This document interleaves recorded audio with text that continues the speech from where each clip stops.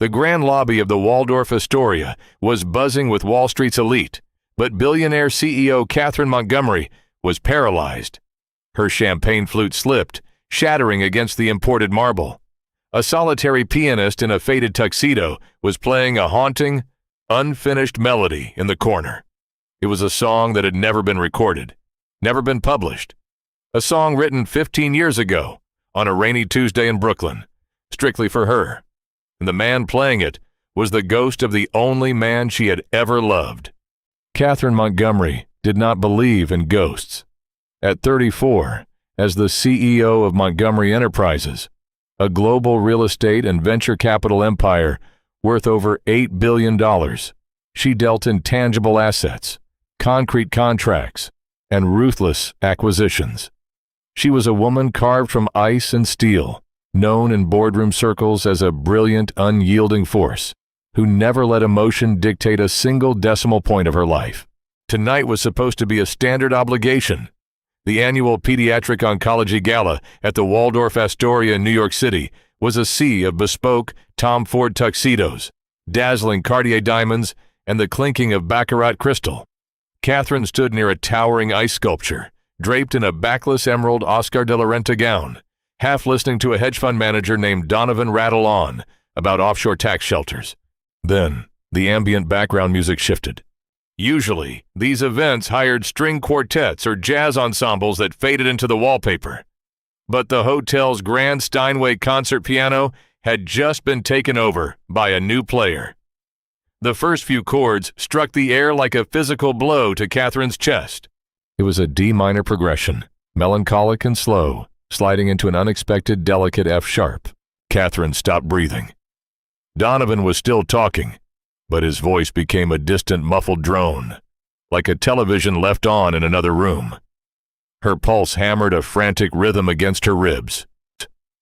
It's impossible, she thought, her manicured nails digging painfully into the palms of her hands. It's a coincidence, a statistical anomaly. But then came the bridge. A complex, cascading run of notes that sounded like rain hitting a tin roof, followed by a sudden, heartbreaking pause.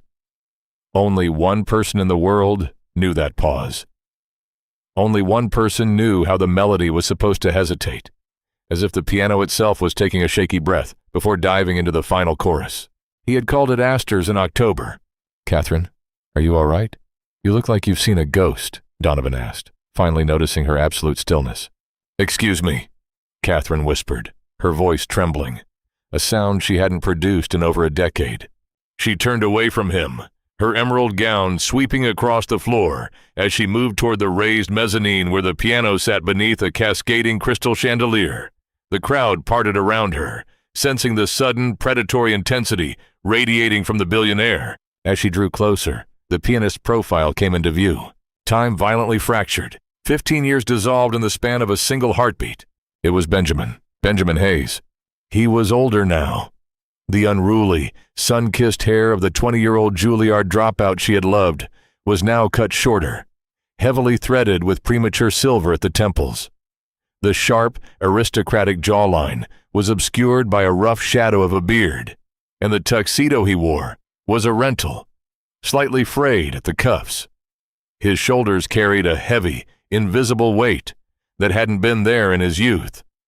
Yet, his hands, those long, expressive fingers that used to map the contours of her face in the dark, danced across the ivory keys with the exact same desperate, soul-shattering grace. Catherine stopped 10 feet away, hiding behind a marble pillar, unable to take another step. She couldn't breathe. The air in the room felt incredibly thin. "He took the money," her mind screamed, repeating the mantra that had hardened her heart all those years ago.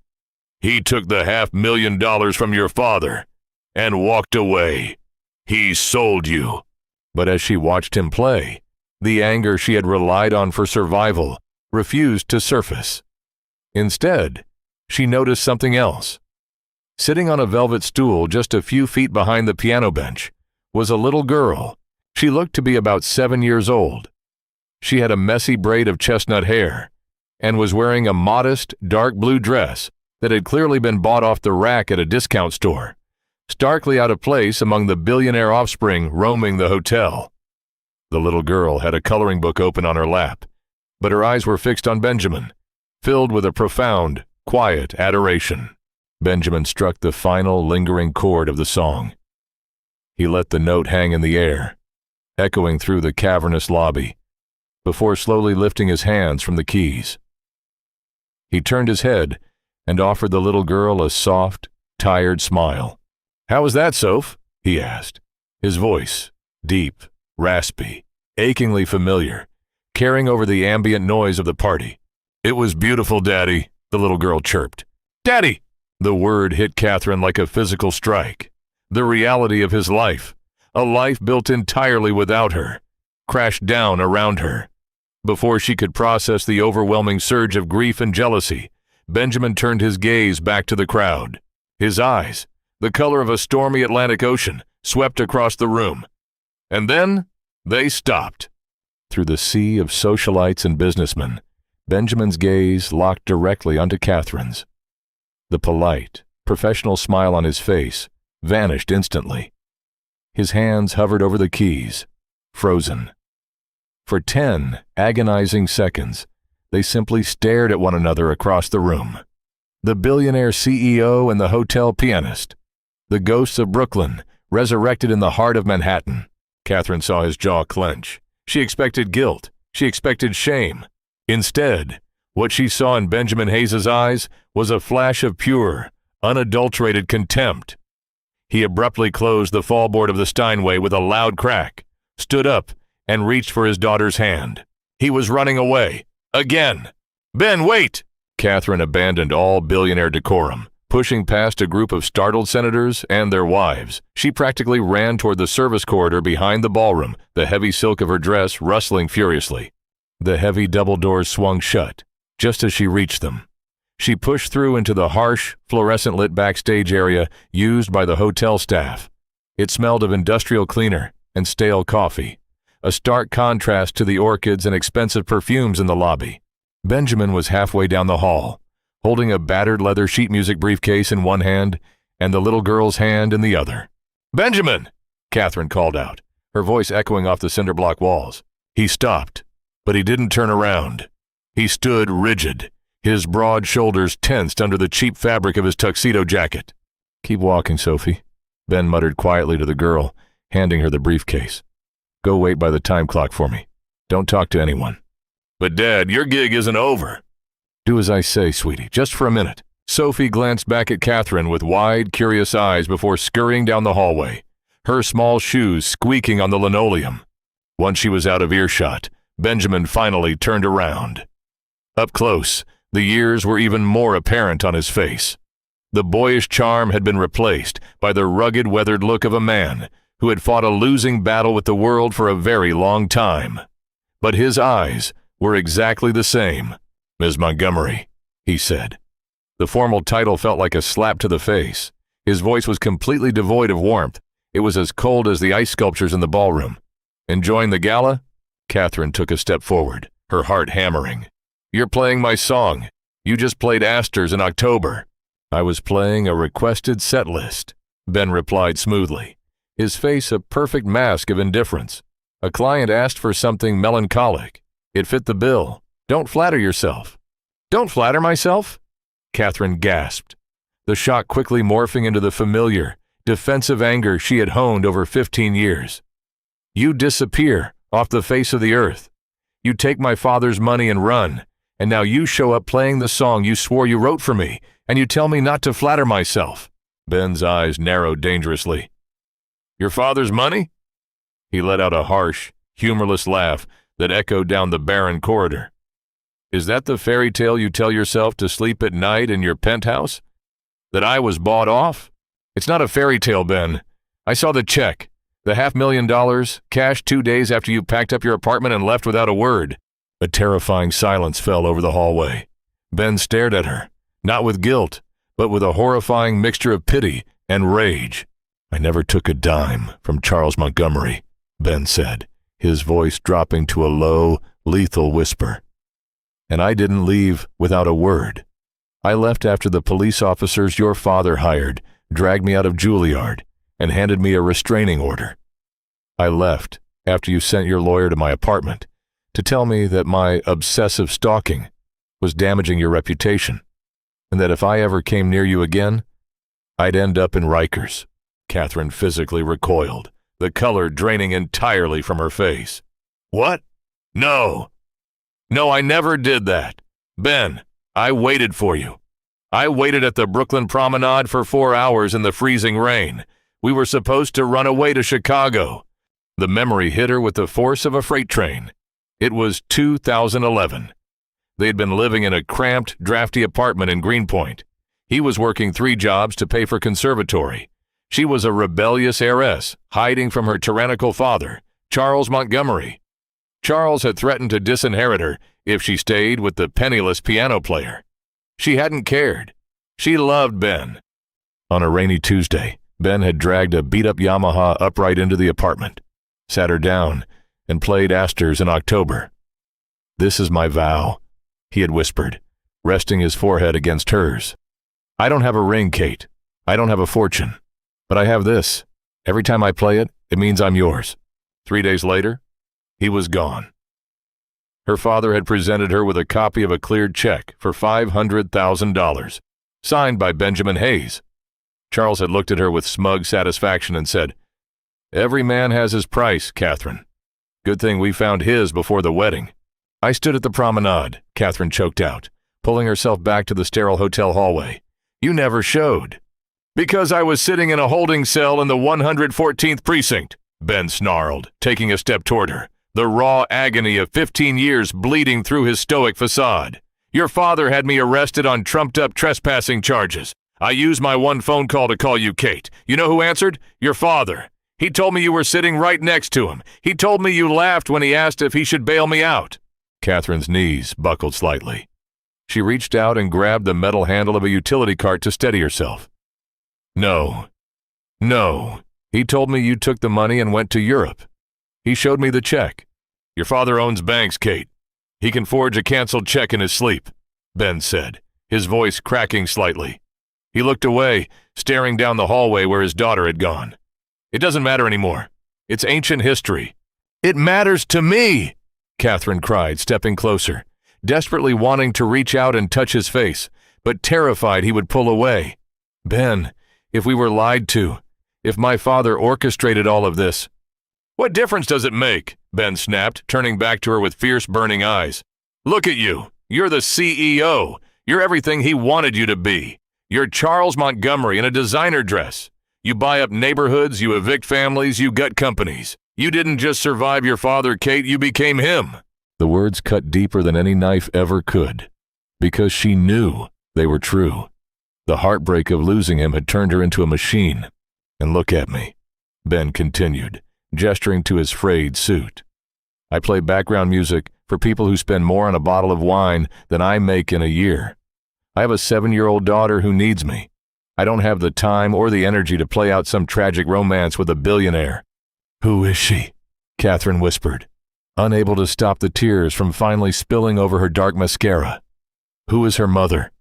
Ben's jaw tightened. "Her name was Sarah. She was a nurse at the hospital where I worked as an orderly after Juilliard kicked me out.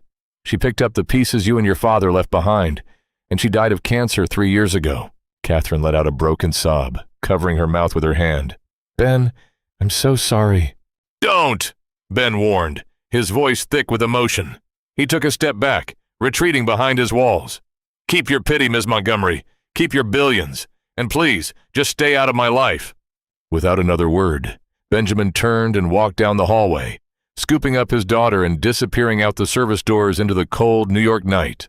Catherine was left standing alone in the fluorescent-lit corridor, listening to the distant, muffled sounds of the gala she ruled, feeling entirely and utterly bankrupt.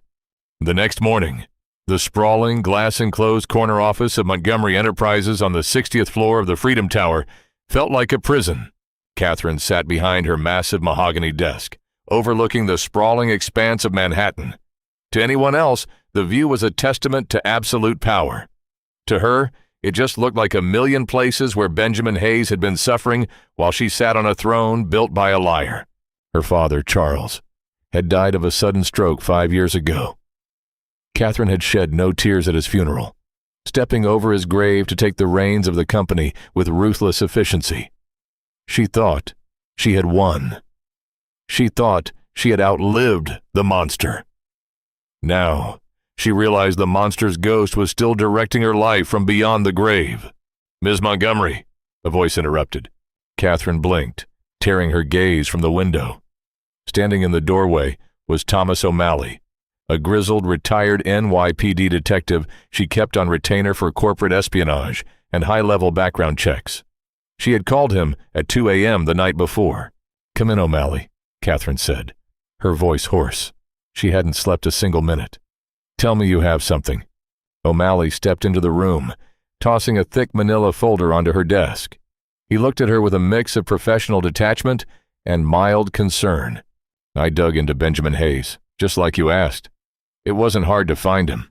He hasn't exactly been living off the grid, just living under it," O'Malley said, taking a seat in one of the leather chairs. Catherine opened the folder. The first thing she saw was a grainy DMV photo of Ben. Her chest tightened. "Walk me through it."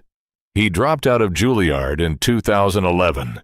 Transcripts show he was technically expelled due to unexcused absences, which happens to line up exactly with a 3-day stint in the 114th Precinct holding cell. Arrested for trespassing at a private estate in the Hamptons. Your family's estate, I noticed." Catherine closed her eyes. God, it was true. All of it. Charges were mysteriously dropped on the condition he agreed to a permanent restraining order. O'Malley continued reading from his notes. After that, he fell off the map for a bit. Worked manual labor, hospital orderly, night shifts. Married a Sarah Jenkins in 2017. They had a daughter, Sophie, in 2019. "Ben told me his wife passed away," Catherine whispered, staring at a printout of a modest obituary. O'Malley nodded grimly. "Ovarian cancer. Diagnosed in 2021. Passed in 2023.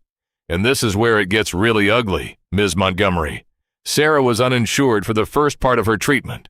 They drained their savings, took out second mortgages, maxed out credit cards to pay for experimental treatments at Sloan Kettering." Catherine flipped the page. A spreadsheet of Ben's financials was laid out before her. The red ink was suffocating. "He's over $600,000 in medical debt," O'Malley stated plainly. "He works 3 jobs.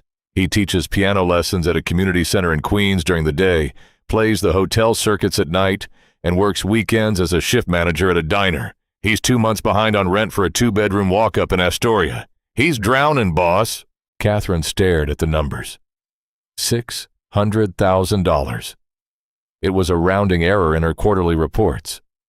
It was less than what she had spent renovating the lobby of her London office last month. Yet, this debt was systematically crushing the man she loved. "And the check?" Catherine asked, her voice trembling with an anger so profound it terrified her.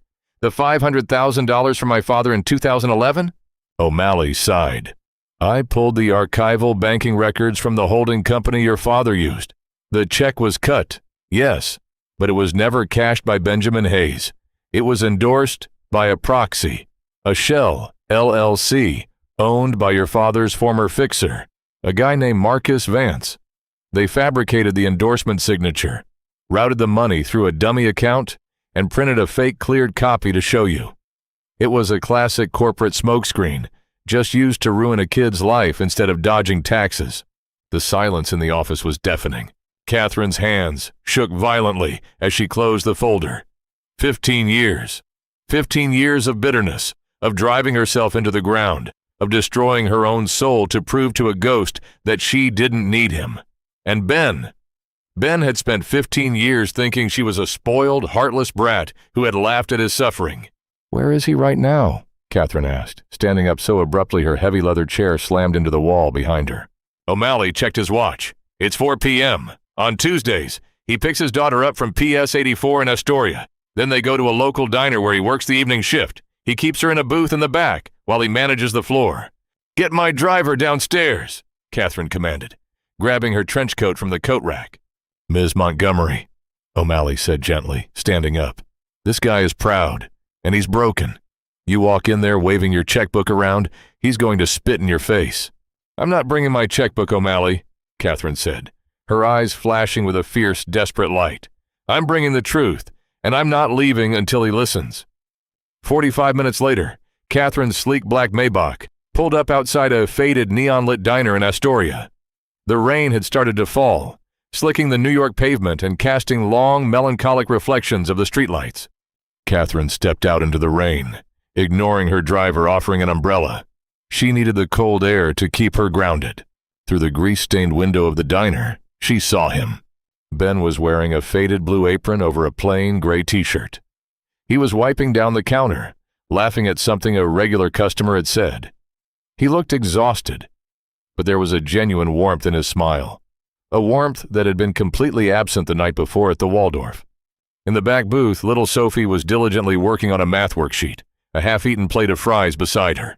Catherine took a deep breath, pushing the heavy glass door open. The bell above the door chimed cheerfully. Ben didn't look up immediately. "Take any seat you like, I'll be right with—" He froze. The rag in his hand stopped moving over the Formica counter. Slowly, he looked up. Catherine stood just inside the doorway, her expensive trench coat dripping rainwater onto the cheap linoleum floor. She looked entirely out of place in the dingy diner, a billionaire queen stepping into a peasant's world. But her eyes were completely stripped of their corporate armor. She was just Kate again. "I told you," Ben said, his voice instantly dropping in temperature, "to stay out of my life." "I know," Catherine said softly, stepping closer to the counter. "And I will. But not until you look at this." She reached into her coat pocket and pulled out the thick manila folder O'Malley had given her. She didn't hand him the financial statements. She handed him the banking records, the proof of the forged check, the proof of her father's ultimate betrayal. Ben looked at the folder, then back at her, his jaw set stubbornly. "What is this? A buyout offer?" "It's my apology," Catherine whispered, her voice breaking. "It's the proof that I never took the money, Ben. It's the proof that my father forged the check to make me think you sold me out. I didn't abandon you, Ben. I was stolen from you, just like you were stolen from me." Ben stared at the manila folder resting on the counter. The ambient noise of the diner, the clattering of plates, the hum of the old refrigerator, the chatter of customers, seemed to vanish entirely. Slowly, with trembling hands, he reached out and opened the file. The neon sign of the diner flickered, casting a sickly, intermittent red glow across the Formica counter. Benjamin Hayes stared at the banking records laid out before him, the ambient clatter of silverware, and the low hum of the refrigerated pie case, fading into absolute silence.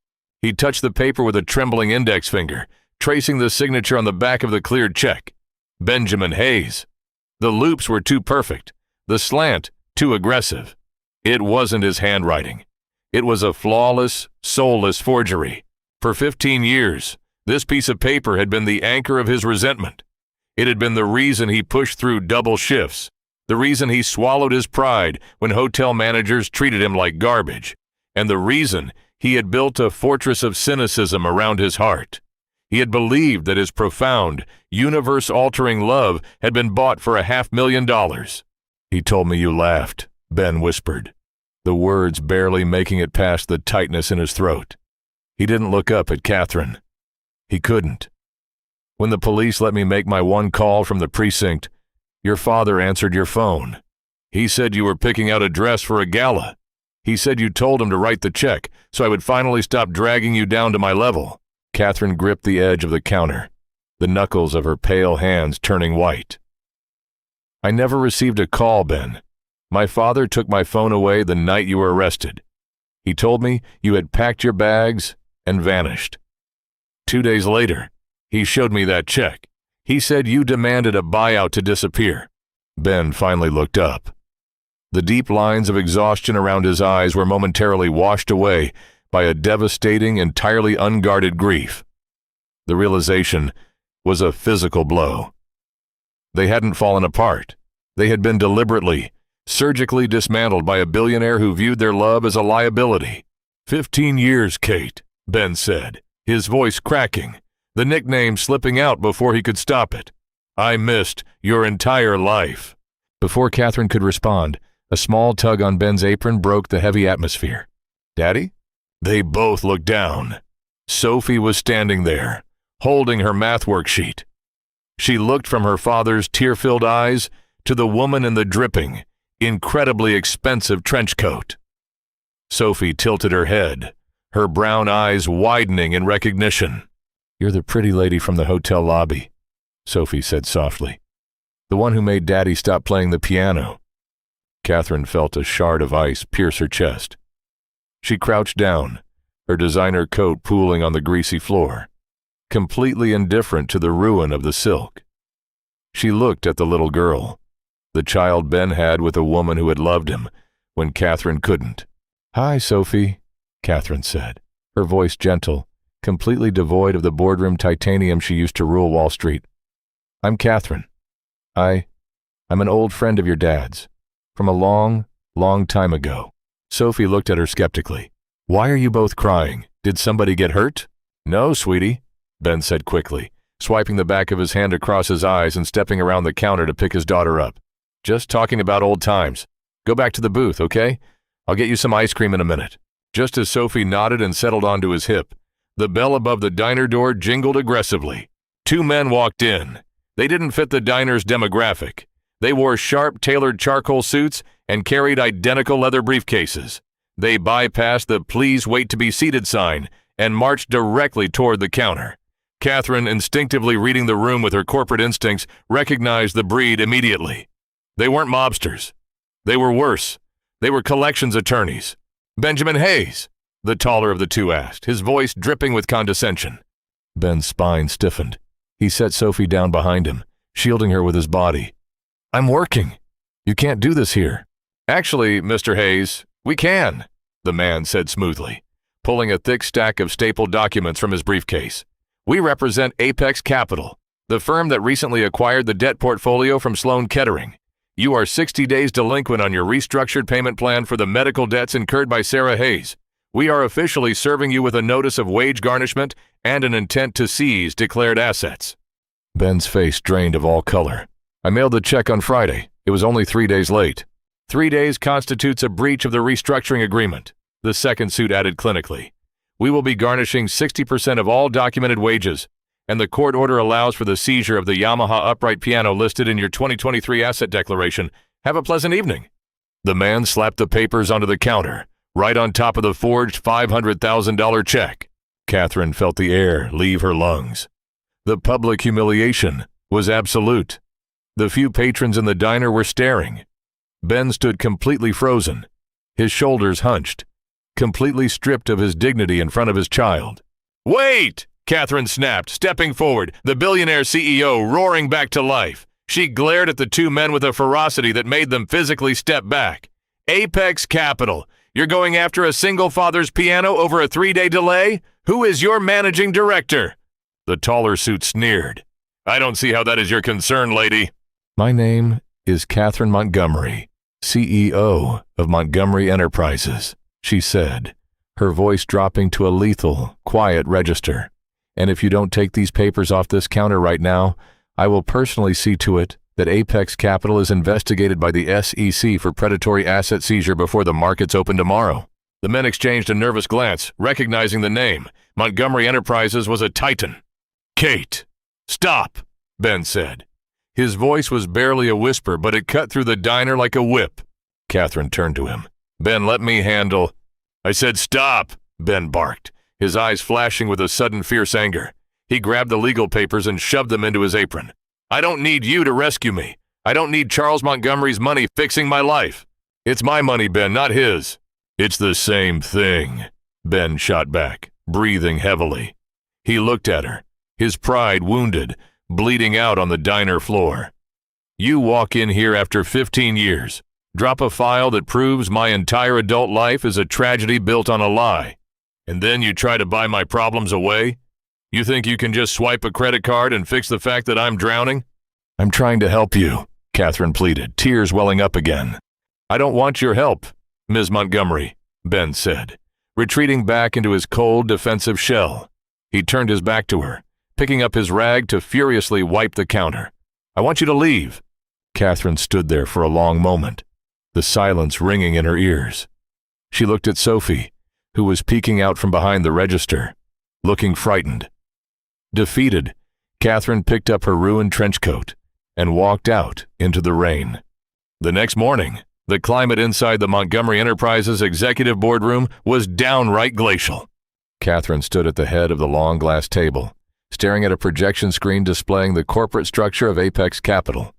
Her chief financial officer and her legal team sat in terrified silence.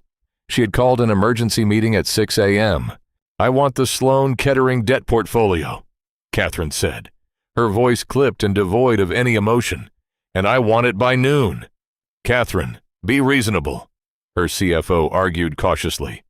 "Apex Capital is run by Bradley Carmichael. The man is a scavenger. He buys distressed medical debt for pennies on the dollar and bleeds the families dry. But the portfolio itself is worth over $40 million. If we try to buy it directly, Carmichael will smell blood in the water. He hates you. He'll jack up the price or refuse to sell just out of spite." Bradley Carmichael was a notorious Wall Street bottom feeder, a man who had repeatedly clashed with Catherine's father and now relished trying to undermine her. "I didn't say buy it directly," Catherine countered, tapping a laser pointer against the screen. "Carmichael is currently highly over-leveraged on a commercial real estate deal in Chicago. A deal, need I remind you, that Montgomery Enterprises holds the mezzanine debt on. Call his commercial lenders. Spook them. Threaten to call in our loans. Squeeze his liquidity until he can't breathe." The legal team shifted uncomfortably. "That's a hostile maneuver, Ms. Montgomery. It borders on corporate warfare." "Then buy some armor, gentlemen," Catherine said coldly. "When Carmichael panics and needs fast cash by lunchtime, have our shell company in Delaware, Sterling Holdings, offer to buy his medical debt portfolio at a 10% premium. He'll take the cash to save his Chicago deal. Once we own the portfolio, locate the file for Sarah and Benjamin Hayes. Erase it. Discharge the debt entirely. We'd be taking a massive loss on paper just to discharge one file," the CFO pointed out.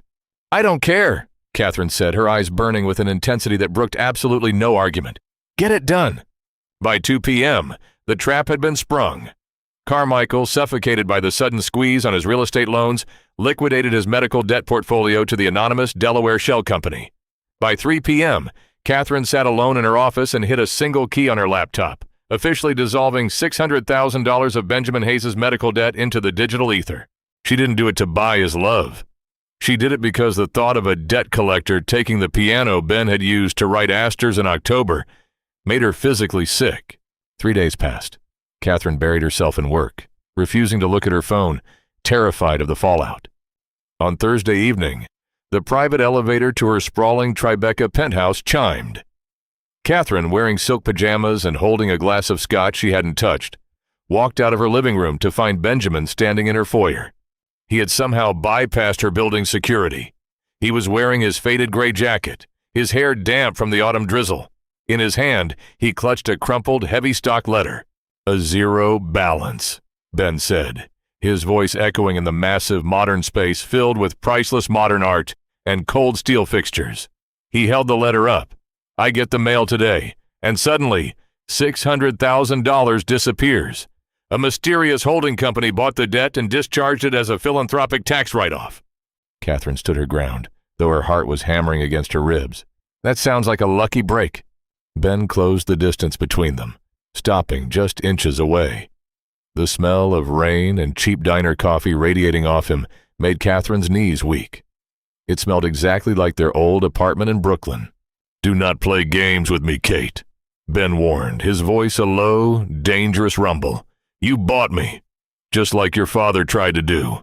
"I didn't buy you," Catherine fired back, slamming her scotch glass down on a marble console table. "I protected you. Those vultures were going to take your piano. They were going to garnish the wages you used to feed your daughter. What was I supposed to do? Sit in my ivory tower and watch you drown because your pride is too massive to accept help?" "Yes," Ben shouted, his voice cracking with raw, unbridled emotion. "Because my pride is all I have left. I spent 15 years feeling like I wasn't enough for you, Kate. Like I was a worthless charity case who didn't deserve to breathe the same air as the Montgomery family. And now you just wave a wand and erase my burdens? It makes me feel exactly the same way." Catherine felt a tear slip down her cheek. She stepped forward, ignoring his anger. closing the final few inches between them. She reached up, her trembling fingers gently touching his jawline, feeling the rough stubble. Ben flinched, but he didn't pull away. He closed his eyes, a shudder ripping through his broad shoulders. "I didn't do it because you're a charity case," Catherine whispered, her voice breaking. "I did it because I love you. I never stopped. For 15 years, I have walked into boardrooms and destroyed people just so I wouldn't have to feel the hole you left in my chest. I bought that debt because it was hurting you, and anyone who hurts you is my enemy." Ben opened his eyes. The stormy Atlantic gray was swirling with decades of repressed agony and desperate longing. "You can't buy 15 years of grief, Kate," he whispered hoarsely. "I know," she replied, resting her forehead against his chest, listening to the frantic, beautiful beating of his heart. "But I can buy us a chance to start over." For a moment, the world stopped spinning. Ben's arms slowly came up, tentatively wrapping around her waist, pulling her into the warmth of his chest. It was a fragile, terrifying surrender. But down on Wall Street, predators never slept. Bradley Carmichael sat behind his sleek minimalist desk in the Apex Capital headquarters, staring at a thick dossier. His face was twisted into a snarl of pure venom. He had spent the last 48 hours tracing the labyrinthine corporate structures of the Delaware shell company that had forced him to liquidate his medical debt portfolio. He had expected a rival equity firm. What he found was Montgomery Enterprises. Catherine Montgomery had engineered a massive illegal squeeze on his commercial loans just to trick him into selling a specific set of distressed assets. It made no financial sense. It was a purely emotional play. And Carmichael knew that in the corporate world, emotion was a fatal weakness. "Why?" Carmichael asked his lead investigator, a shadowy corporate fixer who stood across the desk. "Why would she take a $40 million loss to acquire garbage medical debt?" "We cross-referenced the discharged accounts," the investigator said smoothly. "Only one account was completely wiped clean. A Benjamin Hayes, $600,000 in cancer treatments for his late wife. I dug into him. He's a nobody, a piano player. But 15 years ago, he was Catherine Montgomery's college boyfriend. Charles Montgomery actually had him arrested to keep him away from her." Carmichael leaned back in his leather chair, a slow, predatory smile spreading across his face. The pieces were falling into place. The ice queen of Wall Street had a vulnerability. "He has a kid, right?" Carmichael asked, his mind working at lightning speed. "A 7-year-old daughter, Sophie. And Hayes is poor?" "Dirt poor. Behind on rent, works 3 jobs. Erratic hours. He keeps the kid in the back of a diner until midnight sometimes." Carmichael's smile widened into something truly sinister. "Catherine just proved she will burn her own company to the ground to protect this man. Which means, if I control him, I control her. I want Montgomery's tech acquisition division. She outbid me last month. How do we use Hayes?" "We don't," Carmichael said smoothly, picking up his phone. "We use the state. File an anonymous report with Child Protective Services in Queens. Flag the sudden, unexplained injection of corporate funds from a billionaire CEO into a poor single father's account. Suggest illicit money laundering. Suggest an unsafe environment. Frame it like Catherine is paying him off for something nefarious involving the child. Get a caseworker down to his apartment tonight. Rattle his cage until he breaks." At 8 p.m., Ben was sitting at his battered Yamaha upright piano in his cramped Astoria apartment, quietly playing the bridge to Astor's in October. Sophie was asleep on the worn sofa, covered in a faded quilt. For the first time in a decade, Ben felt a fragile spark of hope. Catherine's confession the night before had rewritten his entire reality. They had talked until dawn, not about money, but about the lost years, about Sarah, about Charles Montgomery's cruelty. They were broken pieces, but they were finally looking at the same puzzle. A sharp, authoritative knock at the apartment door shattered the quiet. Ben frowned. He checked the deadbolt, then cracked the door. Standing in the poorly lit hallway were 2 uniformed NYPD officers and a stern-looking woman in a gray pantsuit holding a clipboard. "Benjamin Hayes?" the woman asked. "Yes?" Ben said, his heart instantly dropping into his stomach. "Keep your voices down, please. My daughter is sleeping. I am Agent Milburn with the Administration for Children's Services, the woman said coldly, pushing past him into the small apartment. We received an anonymous, high-priority tip regarding the welfare of a minor, Sophie Hayes. We have a court-ordered mandate to evaluate the living conditions and your current financial and legal standing. Ben stumbled backward, absolute terror gripping him. Wait, what? A tip? From who? I'm a good father. Agent Milburn sneered, looking around the cramped, drafty apartment. She noted the peeling paint, the stack of past-due utility bills on the counter, and the worn-out furniture. Mr. Hayes, our reports indicate you work erratic, unsupervised night shifts, keeping the child in commercial kitchens. Furthermore, we have documentation showing a highly suspicious, sudden corporate payoff of over $600,000 tied to Montgomery Enterprises. We are investigating whether this constitutes illegal financial structuring, or worse, endangerment and trafficking. Trafficking! Ben yelled, the word tearing out of his throat. The officers instantly put their hands on their utility belts. Are you insane? That was medical debt. My wife had cancer. Keep your voice down, sir, one of the officers warned. You're investigating my connection to Catherine Montgomery? Ben realized, the blood freezing in his veins. The pieces snapped together. This wasn't a random welfare check. This was a hit. Someone was weaponizing his daughter against Catherine. Given the discrepancies in your income and the hazardous living conditions, I am recommending a temporary, emergency removal of the child pending a full investigation, Milburn said, clicking her pen. No! Ben screamed, throwing himself between the agent and the sofa where Sophie was beginning to stir, rubbing her eyes. You are not touching her! You are not taking my daughter! The two officers stepped forward, pulling zip ties from their belts. Desperate, operating purely on adrenaline, Ben pulled out his cell phone with shaking hands. He didn't call a lawyer. He couldn't afford one. He hit the only number that mattered. Kate! Ben choked out the second she answered, tears streaming down his face as the officers closed in. Kate! They're taking her! They're taking Sophie! Catherine Montgomery's cell phone slipped from her hand, clattering against the imported marble floor of her Tribeca penthouse. The terrified, broken sound of Benjamin's voice echoing from the speaker sent a shockwave of pure, unadulterated ice through her veins. They're taking Sophie. In the cutthroat world of Wall Street, Catherine was known as a master strategist, a woman who could calculate risk and execute multi-billion-dollar acquisitions without a single fluctuation in her heart rate. But this was not a boardroom. This was the man she loved and the child he would die for. The paralyzing grief that had defined her for 15 years instantly evaporated, replaced by a terrifying, volcanic rage. She snatched the phone off the floor. Ben, put me on speakerphone right now.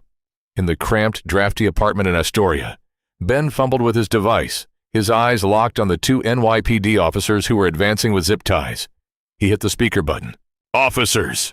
Catherine's voice snapped through the tiny speaker, resonating with an absolute, lethal authority that stopped the men in their tracks. My name is Catherine Montgomery. I am the CEO of Montgomery Enterprises. You are currently standing in an apartment with a man who is under the direct legal protection of my corporate umbrella. If you touch him or that child, I will personally ensure that your badges are melted down and your pensions are tied up in federal litigation until the end of the century. Agent Milburn, recovering from her initial shock, stepped toward the phone. Ms. Montgomery, this is a state-sanctioned emergency intervention by the Administration for Children's Services. You have no jurisdiction here. The anomalous financial deposits linked to your company are precisely what triggered this investigation. Agent Milburn, Catherine replied, her voice dropping to a terrifying whisper. Look out the window. Milburn frowned, crossing the small living room to pull back the faded curtains. Down on the rain-slicked street, a convoy of 3 black armored Cadillac Escalades had just violently jumped the curb, blocking the entire avenue. I live 12 minutes from Astoria when my drivers don't care about traffic laws, Catherine said through the phone. I am walking up the stairs, and I am not alone. Less than 30 seconds later, the flimsy door of Ben's apartment was practically shoved off its hinges. Catherine strode into the room. She was still wearing her silk pajamas, but she had thrown a massive, dark cashmere coat over them. Her eyes were burning with a predatory fire. Flanking her were 3 men in impeccably tailored suits. "Ms. Montgomery, you are interfering with a federal," Milburn began, her voice suddenly trembling. "Shut your mouth!" Catherine barked, not even looking at the agent. She walked straight to Ben, positioning her body between him, Sophie, and the police. She looked at her lead counsel. "William, educate them." William Ford, a legendary corporate litigator whose hourly rate could buy a sports car, stepped forward. He didn't yell. He didn't posture. He simply opened a leather portfolio and handed a document to the nearest police officer. "That is a writ of preliminary injunction, signed 5 minutes ago by a New York State Supreme Court judge whom I woke up from a deep sleep," William stated smoothly. "It strictly prohibits the removal of Sophie Hayes from the custody of her father without a full evidentiary hearing. Furthermore, the anomalous financial deposit Agent Milburn cited is a documented, legally binding philanthropic debt discharge executed by a Delaware holding company. It is entirely legal, heavily taxed, and utterly none of your business." Milburn's face flushed an ugly shade of crimson. "We received an anonymous tip, a high-priority red flag regarding child endangerment and trafficking." "Yes, and we have already subpoenaed the telecom records of that tip," William countered, adjusting his wire-rimmed glasses. "Filing a false report to weaponize Child Protective Services is a Class E felony. I suggest you leave this premises immediately, Agent Milburn, before you find yourself named as a co-conspirator in a federal extortion lawsuit." The 2 police officers looked at the Supreme Court injunction, then at William Ford, and finally at Catherine Montgomery, who looked ready to burn the building down with her bare hands. They silently holstered their zip ties and backed out the door. Milburn, realizing she was entirely outmatched, snatched her clipboard and followed them, her face pale with terror. The heavy silence returned to the apartment, broken only by the sound of the rain against the window. Ben fell to his knees, his entire body shaking as the adrenaline drained from his system. He pulled Sophie into his chest, burying his face in her chestnut hair. The little girl wrapped her arms around his neck, crying softly. Catherine dismissed her lawyers with a curt nod. They immediately stepped out into the hallway, closing the broken door behind them. She took a slow, shuddering breath, the invincible billionaire facade melting away to reveal the terrified woman underneath. She dropped to her knees on the scuffed linoleum floor, wrapping her arms around both Benjamin and Sophie. "They're gone," Catherine whispered fiercely into Ben's shoulder.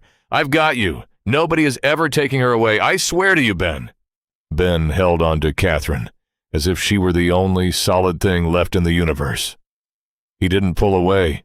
He didn't mention his pride, or the money, or the 15 years of silence. In the crucible of nearly losing his daughter, all the defensive walls he had built were reduced to ash.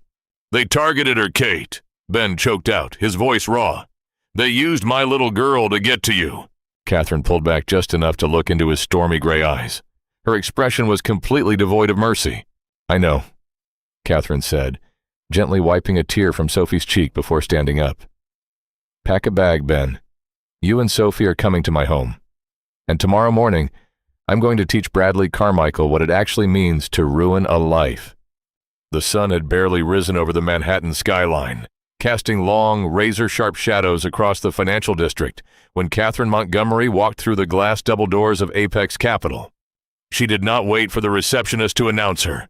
She bypassed the security desk, her heels clicking ominously against the polished terrazzo floor, followed closely by Thomas O'Malley and William Ford. Bradley Carmichael was sitting behind his desk, sipping an espresso and reviewing quarterly projections, entirely confident in his shadow gambit. When his office doors flew open, he looked up, expecting to see a broken, desperate Catherine Montgomery ready to hand over her tech acquisition division in exchange for Ben's safety. Instead, he saw a sheer, unadulterated executioner. "Catherine," Carmichael drawled, recovering quickly and flashing a shark-like smile. "To what do I owe the pleasure? Decided you want to negotiate the sale of that tech division after all?" Catherine walked slowly to his desk. She didn't sit. She planted both hands on the edge of his mahogany desk and leaned in. "I am not here to negotiate, Bradley. I am here to watch you bleed." Carmichael chuckled, though a bead of sweat nervously formed at his temple. Melodrama doesn't suit you, Kate. I don't know what you're talking about. Thomas O'Malley stepped forward and tossed a heavy black binder onto Carmichael's desk. It landed with a loud, satisfying thud. Last night, Catherine began, her voice completely devoid of warmth. You used a burner VoIP account to call the Queens Division of Child Protective Services. You fabricated a story about child trafficking to trigger a traumatic armed raid on the home of a single father. You did this to terrorize a 7-year-old girl, hoping it would give you leverage over me. You can't prove any of that, Carmichael scoffed, though his smile had completely vanished. An anonymous tip is anonymous. Not when you route the IP address through a proxy server that your firm's IT department pays for with a corporate credit card. O'Malley grunted, crossing his arms. I've been awake all night, Bradley. I own the digital footprint of every keystroke your tech guys made. I have the audio recording of the 911 call and a voice recognition analysis that matches it to your lead investigator with a 99% certainty. Carmichael's face went completely ashen. He stared at the black binder as if it were a live grenade. Filing a false CPS report is a felony, William Ford added clinically from the doorway. Extortion is a federal crime. RICO statutes apply when you utilize your corporate entity to conduct coordinated harassment and illegal surveillance. You wanted my tech division, Catherine said softly, the lethal calm in her voice far more terrifying than if she had been screaming. You thought because my father used Benjamin Hayes to break my heart 15 years ago, you could use him to break my company today. You made a catastrophic miscalculation, Bradley. You assumed I was still the victim. Carmichael swallowed hard. What do you want, Catherine? You want me to back off? Fine. I'll drop the inquiries. We walk away. A draw. There is no draw, Catherine said, standing up straight.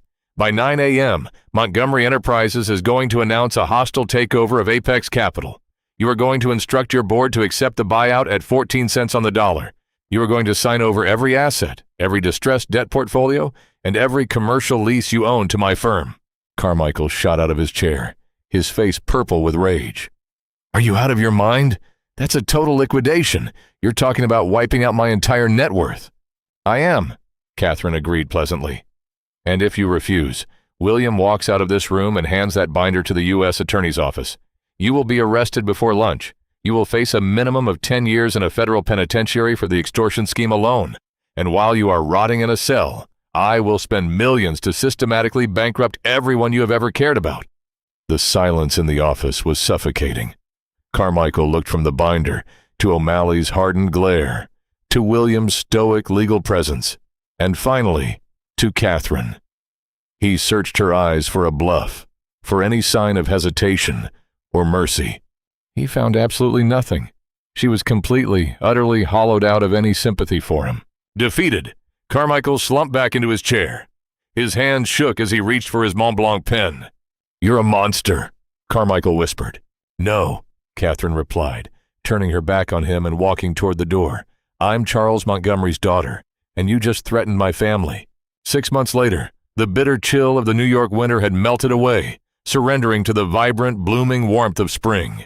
The sprawling Montgomery estate in the Hamptons, the very place Benjamin had been falsely arrested for trespassing 15 years prior, was bathed in golden twilight.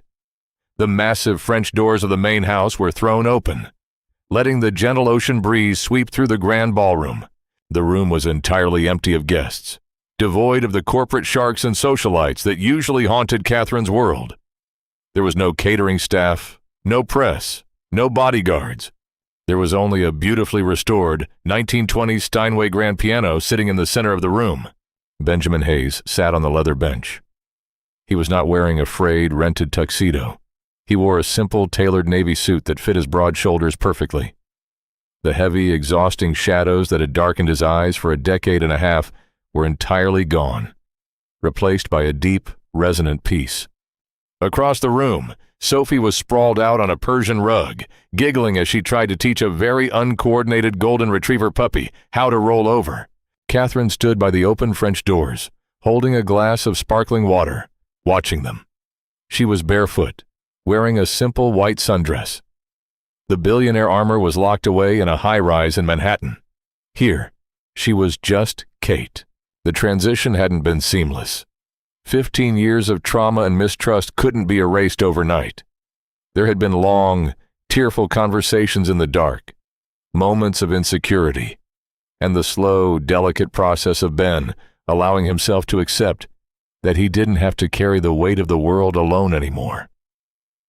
But they had done the work.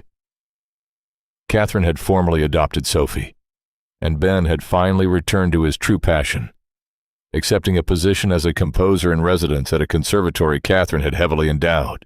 Ben's hands hovered over the ivory keys of the Steinway. He looked across the room, his eyes finding Catherine's. "I've been thinking about this for a long time," Ben said, his raspy voice echoing warmly in the vast space. 15 years, actually. I could never find the right progression to finish it. Every time I tried, it just felt broken, like it was missing the anchor. Catherine smiled softly, walking slowly across the polished hardwood floor until she was standing right beside the piano. She rested her hand gently on his shoulder.